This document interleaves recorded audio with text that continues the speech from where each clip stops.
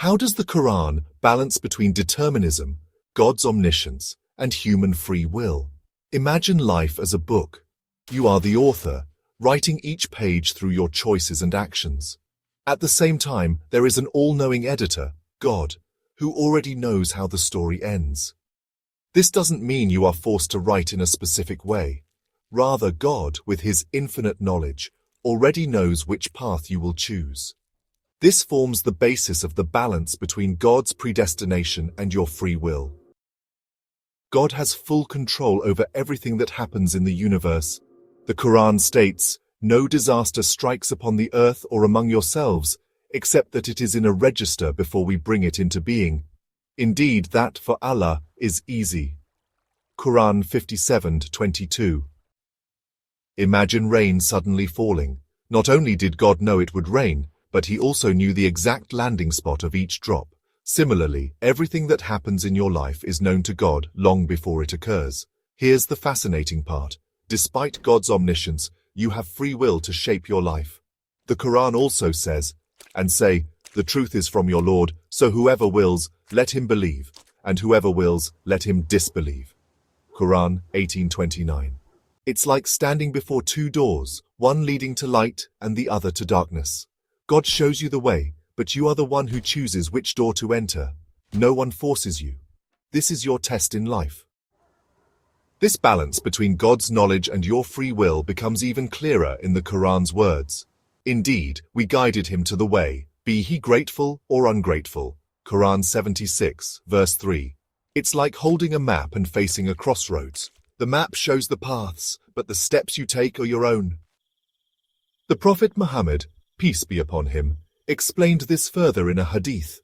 "Verily, the creation of each one of you is brought together in his mother's womb for 40 days as a drop, then it becomes a clot for a similar period, then a lump for a similar period, then the angel is sent to breathe the soul into him and is commanded to write 4 things, his provision, his lifespan, his deeds, and whether he will be wretched or happy. By Allah, one of you may do the deeds of the people of paradise until there is but an arm's length between him and it, and what is written overtakes him, and he does the deeds of the people of hell and enters it. And one of you may do the deeds of the people of hell until there is but an arm's length between him and it, and what is written overtakes him, and he does the deeds of the people of paradise and enters it." What does this mean for you? It means life always offers the chance to change your direction.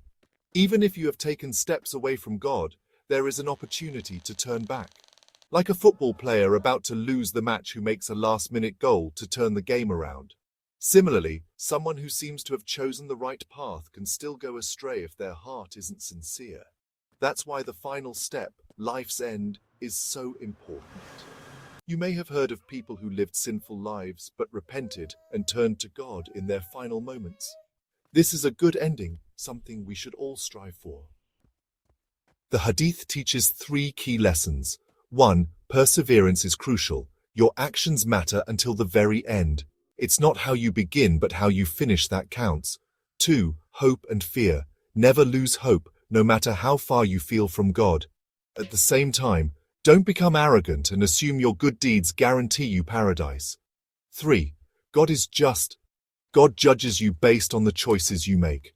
His knowledge does not influence your decisions, it simply reflects what you choose for yourself. So what's the takeaway? Life is your chance to write a story you can be proud of. Make your choices wisely. But remember, you can always start a new chapter. God is not only all-knowing but also merciful and just. No matter how many times you've lost your way, He is ready to guide you back. In the end, say, "My success is only by Allah."